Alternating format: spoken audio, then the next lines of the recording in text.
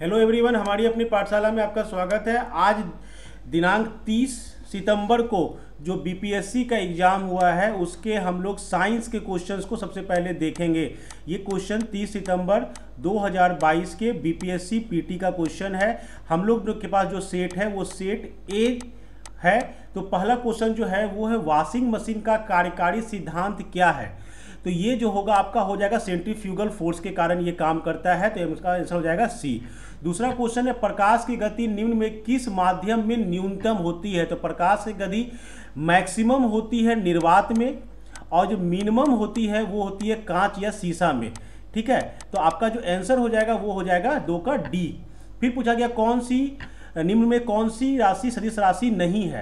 तो पहला ऑप्शन आपको स्पीड दिया हुआ है। स्पीड एक स्केलर क्वांटिटी है, अदिश राशि है, इसलिए आपका आंसर हो जाएगा ए। बाकी वेलोसिटी, टॉर्क, डिस्प्लेसमेंट ये सभी वेक्टर क्वांटिटी होती है। फिर क्वेश्चन पूछा गया है यदि धरती के घूमने की गति बढ़ा दी जाए तो भूमध्य रेखा पर पिंड का वजन क्या होगा। इस क्वेश्चन का एक्चुअल मीनिंग ये है कि धरती का अगर घूमने की गति अगर बढ़ेगी तो जी जो ग्रेविटेशनल एक्सेलरेशन होता है इस पर क्या फर्क पड़ता है। अगर आपको ये पता होगा तो आपको इसका आंसर भी मालूम पड़ जाएगा। तो आंसर इसका ये होता है कि घूमने के गति के कारण जितना स्पीड ये बढ़ेगा, पृथ्वी का जो घूर्णन स्पीड है जितना वो इंक्रीज करेगा उतना ही जी का वैल्यू घटता है। जब ग्रेविटेशनल एक्सेलरेशन का वैल्यू घट जाएगा तो आपका वेट जो होगा, आपका जो भार होता है वो भार आपका घटेगा, भूमध्य रेखा पर वो भार घट जाएगा। तो आपका आंसर सीधा हो जाएगा बी। इसी में एक टर्म और आता है, जान लो यहीं पर, कि अगर 17 गुना स्पीड से पृथ्वी घूमना बढ़ा दे, इतना स्पीड बढ़ा दे 17 टाइम्स अगर बढ़ा देती है तो भूमध्य रेखा पर जो आपका वजन हो जाएगा वो हो जाता है 0। तो यहीं से समझ सकते हो कि जैसे जैसे स्पीड बढ़ेगा वैसे वैसे आपका ये वजन जो होगा वो घटता चला जाएगा। फिर नेक्स्ट क्वेश्चन जो है वो है गति को सर्वप्रथम किसने परिभाषित किया था। तो गति को सबसे पहले परिभाषित किया था गैलीलियो ने। आंसर हो जाएगा ए। गैलीलियो पहला व्यक्ति था जिसने स्पीड को मेजर किया था। स्पीड को मेजर किया था कि डिस्टेंस कितना कवर किया गया है पर यूनिट टाइम में। First man who defined speed, so answer हो जाएगा गैलीलियो। न्यूटन आपको लगता होगा क्योंकि न्यूटन ने गति के नियम दिए थे। गति को डिफाइन यहां किसने किया ये पूछा जा रहा था, आपका आंसर हो जाएगा ए गैलीलियो। फिर क्वेश्चन पूछा गया किस नियम के अनुसार समान ताप और दाब पर सभी गैसों के निश्चित आयतन में अणुओं की संख्या समान होती है। ये बहुत फेमस लॉ है, ये है एवोगाड्रो लॉ। एवोगाड्रो ने कहा था कि अगर समान ताप और दाब पर हम गैस को रखेंगे तो उसकी निश्चित मतलब फिक्स वॉल्यूम में तो जो उसका मॉलिक्यूल नंबर ऑफ मॉलिक्यूल होता है वो सेम होता है। That is called Avogadro number 6.023 × 10⁻23 that is called Avogadro number. फिर क्वेश्चन नंबर 7 है आपेक्षिकता यानी थ्योरी ऑफ रिलेटिविटी का सिद्धांत किस वैज्ञानिक ने दिया था। ये हम लोग सब जानते हैं, आंसर हो जाएगा अल्बर्ट आइंस्टाइन। फिर पूछा गया है एक संवाहक के तापक्रम परिवर्तन के कारण विभव परिवर्तन, मतलब क्या बोल रहा है कि एक कंडक्टर को हम लेते हैं और कंडक्टर में हम टेम्परेचर डिफरेंस लाते हैं। टेम्परेचर डिफरेंस के कारण पोटेंशियल डिफरेंस का पैदा हो जाना। ठीक है, टेम्परेचर डिफरेंस के कारण यानी तापक्रम के परिवर्तन के कारण विभव परिवर्तन होना, ये जो घटना है ये कौन सा इफेक्ट है, ये सीबेक इफेक्ट कहलाता है। सीबेक का डिफिनेशन यही है कि due to temperature gradient potential difference occurs, that is called Seebeck effect. आपका आंसर हो जाएगा उसका सी। नेक्स्ट क्वेश्चन है कि आवर्धन लेंस कांच यानी मैग्नीफाइंग ग्लास जो होता है वो उसमें किस प्रकार का लेंस प्रयोग किया जाता है। तो उसमें कॉन्वेक्स लेंस यानी कि उत्तल लेंस, आंसर हो जाएगा सी। कॉन्वेक्स लेंस यूज किया जाता है मैग्नीफाइंग ग्लास में। चुंबकत्व का अनुचुंबकीय समचुंबक सिद्धांत किस निम्न में से किसमें प्रदर्शित होता है। यह है पैरामैग्नेटिज्म। पैरामैग्नेटिज्म जो होता है वो प्लेटिनियम में शो होता है, आंसर हो जाएगा डी।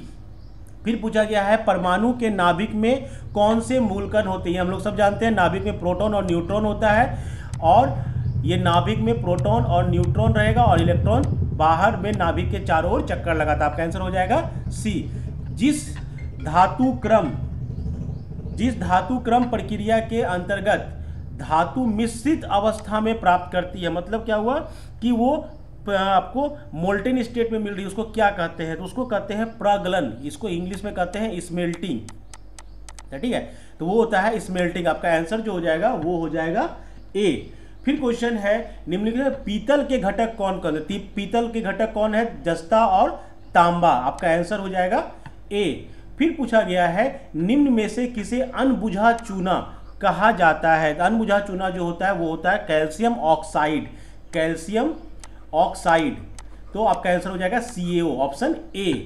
फिर पूछा जा रहा है जंग लगे लोहे के वजन में, जंग लगे लोहे के वजन में क्या परिवर्तन होगा। तो देखो लोहा को जंग लगने का मतलब क्या होता है कि ड्यू टू ह्यूमिडिटी, आर्द्रता के कारण लोहा जो होता है वो ऑक्सीजन से रिएक्शन करता है और अपना ऑक्साइड बनाता है, फेरस ऑक्साइड बनाता है, ठीक है। तो फेरस ऑक्साइड बना यानी ऑक्सीजन उसमें ऐड होता चला गया। तो लोहा तो पहले से जो वजन था तो था ही, और उसमें ऑक्सीजन ऐड होता चला गया, मतलब क्या हुआ, उसका वजन बढ़ता चला जाएगा। तो ये लंबे समय तक बढ़ता चला जाएगा, ठीक है। फिर पूछा जा रहा है किसे श्वेत धातु कहते हैं। देखो इस क्वेश्चन को बड़ा कंफ्यूजिंग है थोड़ा सा इसमें, बिकॉज श्वेत धातु करके क्या होता है, श्वेत धातु एक्चुअल में एक एलॉय है, मिश्र धातु है, जिसमें लेड और लिथियम होता है, लेड और लिथियम का ये मिश्र धातु है। लेकिन ऑप्शन के हिसाब से अगर हम बात करें कि श्वेत धातु इसमें से किसको कहेंगे, तो वो हो जाएगा प्लेटेनियम, ठीक है। प्लेटेनियम को ये चूंकि सिल्वर वाइट कलर का ये एक्सट्रैक्ट होता है, सिल्वर वाइट कलर का ये एक्सट्रैक्ट होता है, तो जिसके कारण हम लोग इसको कह सकते हैं सिल्वर वाइट मेटल भी कहा जाता है। तो इसको हम लोग वाइट मेटल के नाम से जाना जाता है। तो आपका आंसर में भी यहां पर होना चाहिए सी। नेक्स्ट क्वेश्चन देखते हैं।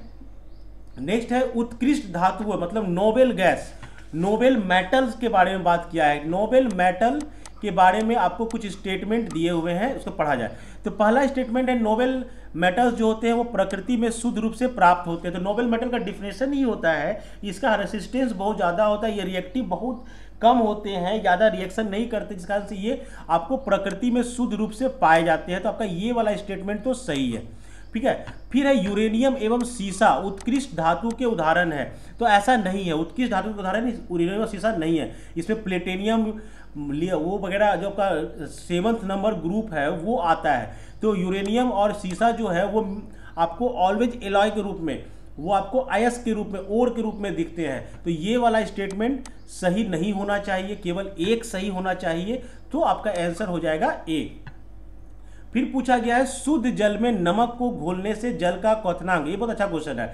नमक को जब आप घोलोगे जल में, पानी में जब हम नमक को घोलते हैं, याद रखना ये भी वोलाटाइल है और जल भी वोलाटाइल होता है। तो जब वोलाटाइल आपस में मिलता है तो जल का जो क्वथनांक यानी जिसको हम लोग कहते हैं बॉइलिंग पॉइंट, तो बॉइलिंग पॉइंट ऑलवेज बढ़ जाता है वाटर का। और जो जब बॉइलिंग पॉइंट बढ़ रहा है तो आपका फ्रीजिंग पॉइंट क्या होगा, वो घटेगा। तो पहला स्टेटमेंट सही है कि शुद्ध जल में नमक को घोलने से जल का क्वथनांक बढ़ेगा और जल का हिमांक घट जाएगा। दूसरा बोला गया जल में जब मिथाइल अल्कोहल मिलाते हैं, अगेन फिर से बात कर रहे हैं, इसमें मिथाइल अल्कोहल इस बार मिला दिए, जब मिथाइल अल्कोहल मिलाओगे तो आपका क्वथनांक घट जाएगा। ये बात भी सही है आपकी। तो आपका जो आंसर हो जाएगा वो हो जाएगा, दोनों सही है, 1 और 2 दोनों, ऑप्शन हो जाएगा डी, ठीक है। बायोगैस में निम्न में से कौन सा अवयव प्रमुख है। बायोगैस में, बायोगैस जान लो, हम लोग सब जानते हैं बायोगैस में 55% मीथेन होता है। तो मुख्य अवयव मेरा कौन सा हो गया, मीथेन हो गया, आंसर हो जाएगा ए। इसके अलावा उसमें हाइड्रोजन होता है 7.4%, नाइट्रोजन होता है 2.6% और कार्बन डाइऑक्साइड होता है 35% के आसपास। तो इसके हिसाब से अगर बात करें तो हमारा मुख्य अवयव जो होगा वो हो जाएगा मीथेन। फिर पूछा जा रहा है निम्न में से किस रसायन के कारण पटाखा फूटने से चमकदार लाल रंग दिखाई पड़ता है। चमकदार लाल रंग दिखाई पड़ता है स्ट्रासियम के कारण से। आपका आंसर हो जाएगा ए। ये बहुत पुराना और बहुत फेमस क्वेश्चन है। लवणायुक्त वातावरण प्रेमी पौधे को क्या कहते हैं, मतलब सॉल्ट लविंग, ठीक है, सॉल्ट लविंग प्लांट्स को क्या कहा जाता है। तो ये बहुत सिंपल सा क्वेश्चन था, इसको कहा था हेलोपाइट। हेलोपाइट का मतलब हो गया लवण मृदा, यही होगा, ऑप्शन डी हो जाएगा, दैट इज कॉल्ड हेलोपाइट, ठीक है। तो आपका आंसर हो गया इसका हेलोपाइट। फिर 22 नंबर क्वेश्चन है कवक पौधों में नहीं पाया जाता है, मतलब कौन से कवक वाले जो पौधे होते हैं उसमें क्या नहीं होता है। तो ध्यान दो, कवक वाले पौधे में पत्तियां नहीं होती, सबसे सीधा बात। जब पत्ती नहीं है तो वो पर्ण रहित रहेगा, क्लोरोफिल रहित रहेगा। आपका आंसर हो जाएगा सी। ठीक है, वो क्लोरोफिल उसमें नहीं पाया जाता है, क्लोरोफिल नहीं पाया जाता है। ठीक है, तो आपका आंसर हो जाएगा सी। परागन की सुपरिभाषा, मतलब अगर हम इसको डिफाइन कर रहे हैं तो कैसे डिफाइन करेंगे, तो आपका आंसर ए सही, ऑप्शन ए सही है कि परागकण का पराग के साथ से क्लोम छिद्र तक स्थानांतरित होने की प्रक्रिया, दैट इज कॉल्ड परागन। ठीक है, तो नेक्स्ट देखते हैं क्वेश्चन। फिर आया पौधे अपना पोषक तत्व मुख्यतः किससे प्राप्त करते हैं। देखो, पौधा अपना पोषक तत्व सबसे प्राप्त, पोषक क्लोरोफिल से भी प्राप्त करता है, वायुमंडल से वो कार्बन डाइऑक्साइड लेता है, प्रकाश से वो अपना प्रकाश संश्लेषण करता है, फोटोसिंथेसिस, मृदा से भी, मिट्टी से भी वो बहुत सारे तत्वों को लेता है। लेकिन जो सबसे इंपॉर्टेंट होगा वो होगा मिट्टी। मिट्टी ही नहीं रहेगी तो पौधे उगेंगे कहाँ। तो मिट्टी से ये करीब 13 टाइप्स के ये अपना पोषक तत्व को प्राप्त करते हैं। सो आपका आंसर जो होगा वो हो जाएगा डी। ठीक है, 25 नंबर क्वेश्चन बोलता है पाइन, फर, स्पर्श, सेडार, लार्च, इस तरह के बहुत सारे लकड़ियों का नाम दिया हुआ। ये भारत के पहाड़ियों के क्षेत्र में पाए जाते हैं। इनको क्या कहते हैं, इसको कहा जाता है, जैसे पहला ऑप्शन है आवृत बीजी। ठीक है, ये जनरली फ्लावर्स को कहा जाता है। यहाँ पर लकड़ी की बात हो रही थी, ये आपका आंसर नहीं होगा, अनावृत बीजी होगा, ये आपका सही आंसर है। ठीक है, तो आंसर हो जाएगा इसका बी। फिर पूछा जाए निम्न जोड़ों में से कौन सा जोड़ा सही सुमेलित है, सही कौन सा है। तो देखो, स्कर्वी के लिए थायमिन नहीं यूज होता है, तो टीबी के लिए एटीएस ने, टीबी के लिए बीसीजी यूज करते थे, ये भी गलत है। टेटनेस के लिए बीसीजी गलत है। मलेरिया के लिए क्लोरोक्विन, ये बहुत फेमस हुआ था क्लोरोक्विन, जो कोविड टाइम में दिया जा रहा था, यही आपका सही होगा। तो ये सही सुमेलित है, आंसर हो जाएगा डी। ठीक है, लाल रक्त कणिका विहीन, मतलब रेड ब्लड सेल जिसमें नहीं हो, वो कौन सा जंतु है। तो हम लोग सब जानते हैं कि आरबीसी विहीन होता है केचुआ। ठीक है, अर्थस्टोम जिसको कहा जाता है, इसमें आपका लाल रक्त कण विहीन ये होता है। दूसरा है कार्बोहाइड्रेट का अपघटनोपरांत, अंतिम कार्बोहाइड्रेट जब फाइनली डिस्पोज्ड हो गया तो फाइनली क्या मिलता है बॉडी को, तो बॉडी को मिलता है ग्लूकोज। आंसर हो जाएगा सी। अधिकतर एंजाइम कैसे हो, क्या होते हैं, अधिकतर एंजाइम होते हैं प्रोटीन।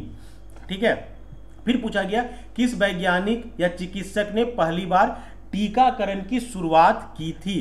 तो ये हम लोग कोविड टाइम में से ये न्यूज में लगातार आ रहा था, एडवर्ड जेनर, जिसको कहा जाता है टीकाकरण का जनक, एडवर्ड जेनर। ऑप्शन हो जाएगा आपका डी।